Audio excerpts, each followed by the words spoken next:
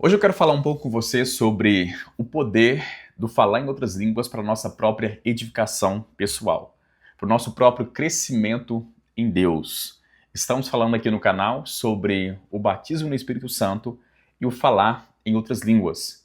A partir desse vídeo eu quero falar um pouco sobre as diferentes aplicações do falar em outras línguas. Hoje especificamente vamos falar sobre a língua recebida no batismo. Vamos falar sobre essa linguagem para a nossa própria edificação pessoal. No próximo vídeo estarei falando sobre línguas para interpretação, depois línguas como um sinal para os incrédulos e por último vamos falar sobre a ajuda do Espírito Santo na intercessão, nos auxiliando a orar por coisas desconhecidas pela nossa mente e por isso precisamos de um auxílio sobrenatural. Então vamos para 1 Coríntios capítulo 14, creio que você vai sair desse vídeo muito abençoado com o conteúdo que será ensinado aqui.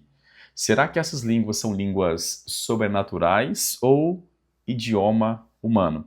Vamos observar aqui em 1 Coríntios, capítulo 14, é o nosso texto inicial, verso 2, está escrito: Pois quem fala em outra língua não fala a homens, senão a Deus, visto que ninguém o entende, em espírito fala mistérios. Então, alguns pontos a serem observados aqui, que vai nos ajudar a entender se são línguas sobrenaturais ou se é um idioma natural. Primeiro, quando Paulo diz aqui, pois quem fala em outra língua não fala a homens, senão a Deus, ou somente a Deus. Então, observe a expressão, quem fala em outra língua não fala a homens. É óbvio que se fosse um idioma natural, se fosse uma língua humana, estaríamos falando com homens. Mas o texto é claro em mencionar aqui que estamos falando diretamente com Deus. Então é claro que não é uma linguagem humana. Outro ponto a ser observado aqui é o fato de Paulo ter dito, visto que ninguém o entende. Por que é uma língua sobrenatural? O texto menciona, visto que nenhum homem entende. Então é uma linguagem sobrenatural, não é uma língua humana, visto que ninguém o entende, em espírito fala mistérios. Outro ponto a ser destacado é, em espírito falamos mistérios. Em outras palavras, estamos falando a partir do nosso espírito, não do nosso intelecto, não da nossa mente. Qualquer língua humana, qualquer idioma, é claro que o nosso intelecto estará em operação. A nossa mente estará participando de qualquer linguagem humana.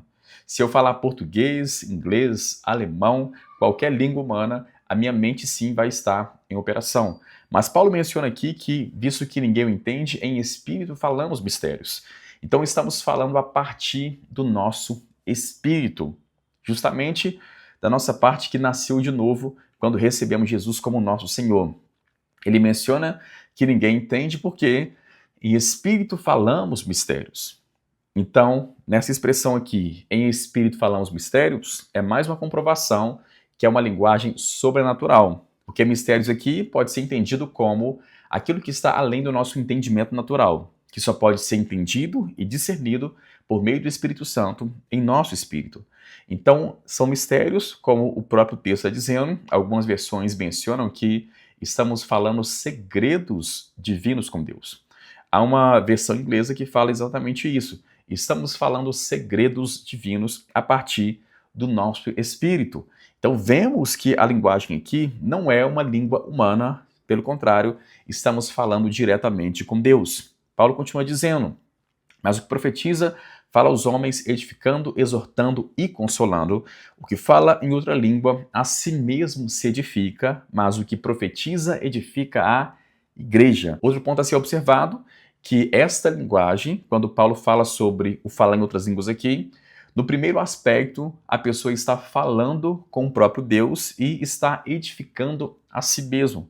Então não tem a edificação da igreja, não tem edificação de terceiros, pelo contrário, a edificação é pessoal, estamos falando diretamente com Deus. Nessa linguagem, que é uma linguagem sobrenatural, quem está falando não entende no primeiro momento e também estamos falando diretamente com Deus a partir do nosso espírito. Logo, são línguas sobrenaturais e não língua natural. Vemos aqui em todo o capítulo que Paulo está fazendo a distinção entre a vida pessoal do crente e o seu relacionamento com Deus, né, na sua devoção a Ele, em sua vida pessoal e a vida pública do crente. Ele ensina como devemos nos comportar na igreja e também apresenta o propósito da reunião pública, que é edificar uns aos outros. Por isso, Paulo faz a distinção aqui entre a linguagem sobrenatural e a profecia.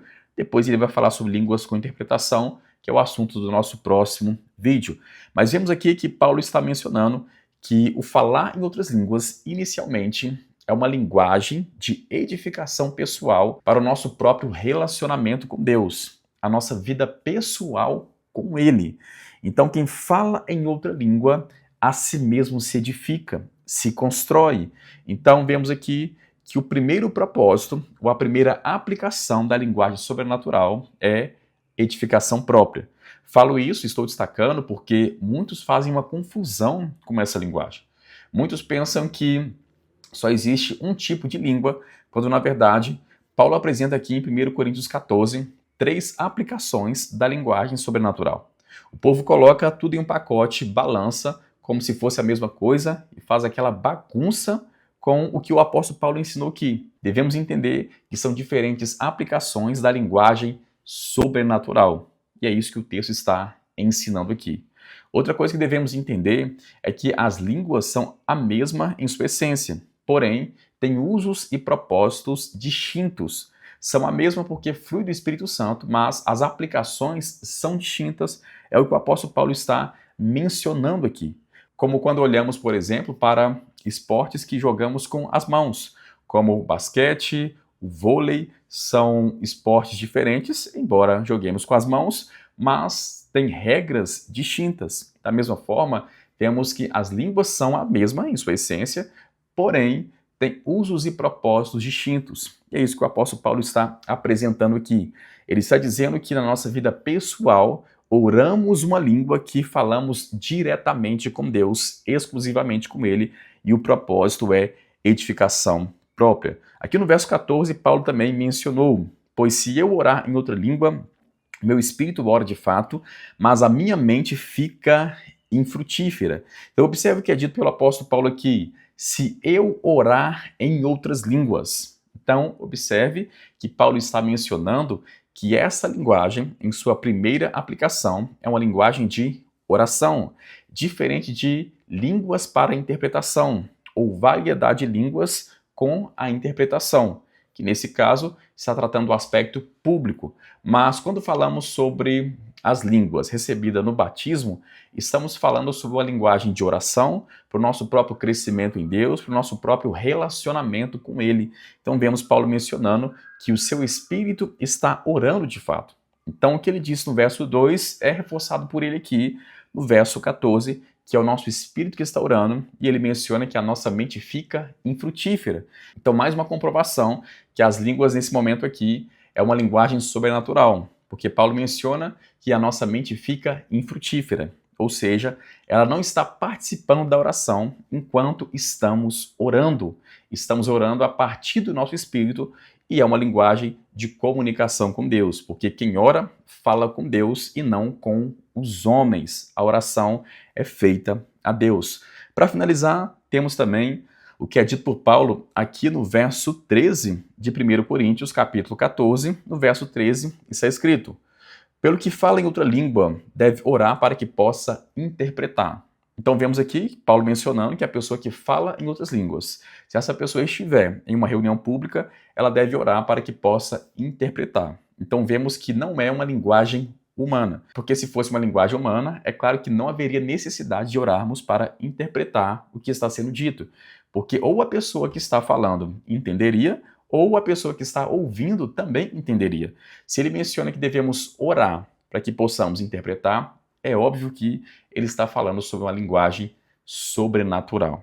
Então, Paulo menciona isso. Também ele havia dito aqui no verso 15, que farei, pois, orarei com o espírito, mas também orarei com a mente, cantarei com o espírito, mas também cantarei com a mente. Então ele fala aqui sobre a oração com o espírito, a oração com a mente, cantar com o espírito, cantar com a mente. Então quando ele fala sobre orar no espírito e cantar no espírito, obviamente que é uma linguagem sobrenatural para o seu próprio devocional, para a sua própria edificação em Deus. Te espero aqui no próximo vídeo, onde estarei falando sobre línguas para interpretação. Grande abraço, até o próximo vídeo.